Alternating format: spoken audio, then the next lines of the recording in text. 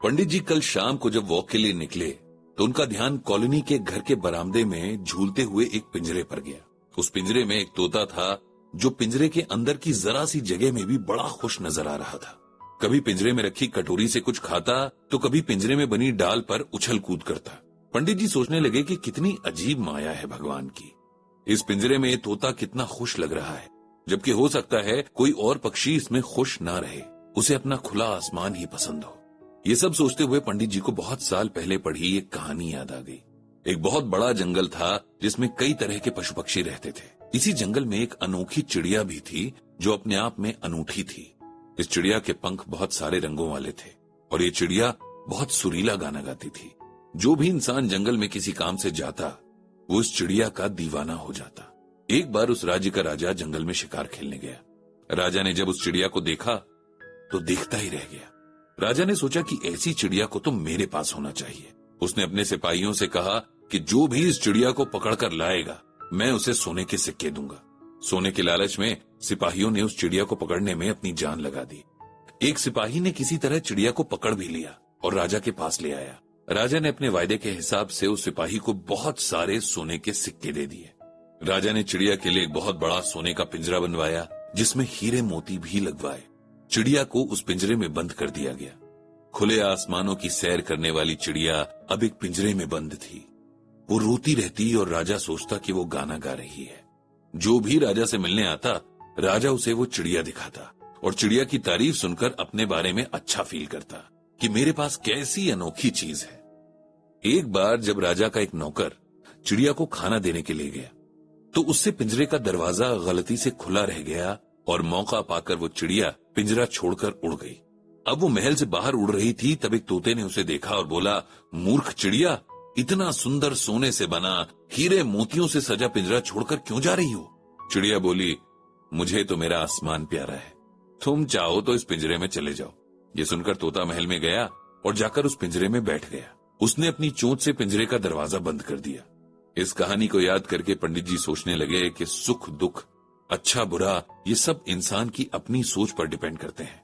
किसी के लिए जो बात बड़े दुख का कारण बन सकती है, किसी और के लिए वही बात एकदम नॉर्मल भी हो सकती है। ये सब सोचते हुए पंडित जी कब पार्क में पहुंच गए उन्हें ध्यान ही नहीं रहा। उनके सारे फ्रेंड्स ऑलरेडी वहां पहुंच गए थे और किसी टॉपिक पर बात कर रहे थे। पंडित जी भी उनकी बातचीत में शामिल हो गए। उन्हें जो समझ आया उसके अकॉर्डिंग उनके फ्रेंड्स में से एक मेहरा साहब ओल्ड एज होम में जा रहे हैं जो कि यहाँ से काफी दूर था और इस तरह मेहरा साहब से अब रोज मिलना नहीं हो पाएगा। इस ग्रुप में मेहरा जी और पंडित जी को छोड़कर सब बोल रहे थे और क्या बोल रहे थे ज्यादा समझ नहीं आ रहा था क्योंकि सब बस अपनी बातें ही बोले जा रहे थे। कोई किसी की बात सुन ही नहीं रहा था। थोड़ी देर चुप रहकर पंडित जी ने थोड़ा ऊंची आवाज में कहा कि सब लोग थोड़ी देर के लिए चुप हो जाएं और फिर एक एक करके अपनी बात कहें। पंडित जी की बात सुनकर सब चुप हो गए। तब पंडित जी ने मेहरा जी से कहा कि कल तक तो उन्होंने कोई ऐसी बात नहीं बताई थी कि अचानक आज इतना बड़ा फैसला ले लिया गया। ये तो सभी जानते ही थे कि मेहरा जी का बेटा और बेटी दोनों ही अब्रॉड सेटल थे और बारी बारी उनसे मिलने आते। कभी मेहरा जी भी उन लोगों के पास चले जाते। उनकी वाइफ की डेथ को कई साल बीत चुके थे। इधर 2 साल से मेहरा जी की तबीयत भी कुछ खास ठीक नहीं रहती। उन्होंने बताया कि वे इस बारे में काफी टाइम से सोच रहे थे लेकिन कभी किसी से डिस्कस नहीं किया क्योंकि वे जानते थे कि उन्हें कैसा रिस्पॉन्स मिलेगा। बिल्कुल वैसा ही जैसा आज मिला है। उन्होंने बताया कि वो अपनी खुशी से ओल्ड एज होम जा रहे हैं, किसी के कहने पर या किसी बात से दुखी होकर नहीं। उन्होंने आगे बताया कि उनके दोनों बच्चे अपनी फैमिलीज के साथ बाहर रहते हैं।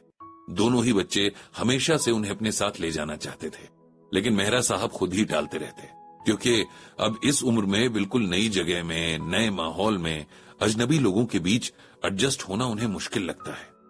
यहाँ अकेले रहते हैं तो उनके बच्चों को उनकी बहुत फिक्र रहती है। दोनों दिन में कई बार कॉल करते हैं, सुबह और शाम वीडियो कॉल जरूर करते हैं ताकि मेहरा जी को देखकर कंफर्म कर लें कि वो ठीक है। मेहरा जी जानते हैं कि उनके बच्चे उन्हें यहाँ अकेला छोड़ देने के गिल्ट में रहते हैं और हर साल अपने जरूरी काम छोड़कर लाखों रुपए खर्च करके उनसे मिलने आते हैं। ओल्ड एज होम को लेकर हमारी सोसाइटी में बहुत गलतफहमियां भी हैं। मेहरा जी बोले, हम सोचते हैं कि ओल्ड एज में रहने वाले सभी लोग ऐसे हैं जिनके बच्चों ने उन्हें घर से निकाल दिया या उनसे प्यार नहीं करते। कुछ केसेस में ऐसा हो सकता है लेकिन कुछ लोग वहां अपनी खुशी से भी रहते हैं। अपना बुढ़ापा अकेले काटने के बजाय अगर हम अपने हमउम्र लोगों के साथ काट सकें तो कितना अच्छा हो। ओल्ड एज होम में अकेलापन नहीं होता, देखभाल करने के लिए लोग होते हैं, करने के लिए बहुत सारे काम भी होते हैं जो बिजी रखते हैं हमें। मेहरा जी ने बताया कि वे बहुत सालों से अकेले रह रहे हैं और नहीं चाहते कि उनकी वजह से उनके बच्चों की लाइफ डिस्टर्ब हो या वो हर वक्त उनके लिए परेशान रहे। इसीलिए उन्होंने अपने लिए ये डिसीजन लिया है और उम्मीद करते हैं कि सब लोग उन्हें समझने की कोशिश करेंगे। मेहरा साहब की बात सुनकर पंडित जी को बड़ा अच्छा लगा। उन्होंने कहा कि मेहरा जी ने बहुत समझदारी वाला काम किया है और हम सबको उनके इस डिसीजन की रिस्पेक्ट करनी चाहिए। इसके बाद पंडित जी ने सबको श्रीमद् भगवद गीता से ये श्लोक सुनाया। सक्ताः कर्मण्य विद्वांसो यथा कुर्वन्ति भारत, कुर्याद् विद्वांस तथा सक्तिश्चि कीर्षुर्लोक संग्रहम। इस श्लोक में भगवान श्री कृष्ण अर्जुन से कहते हैं कि हे अर्जुन, जिस प्रकार अज्ञानी जन फल की इच्छा से काम करते हैं, उसी तरह विद्वान जनों को चाहिए कि वे लोगों को सही रास्ते पर ले जाने के लिए डिटैच रहकर काम करें। इस दुनिया में ऐसा बहुत कुछ है जो न तो सबके हिसाब से सही हो सकता है, न सबके हिसाब से गलत हो सकता है। इंसान अपनी सिचुएशंस के हिसाब से अपने लिए फैसले लेता है। किसी को जज करना समझदारी नहीं है। जो समझदार लोग हैं उन्हें सोसाइटी के प्रति अपनी रिस्पॉन्सिबिलिटी समझनी चाहिए और लोगों को सही गलत के बारे में बताना चाहिए। मेहरा जी का डिसीजन सिचुएशंस के अकॉर्डिंग बिल्कुल ठीक है।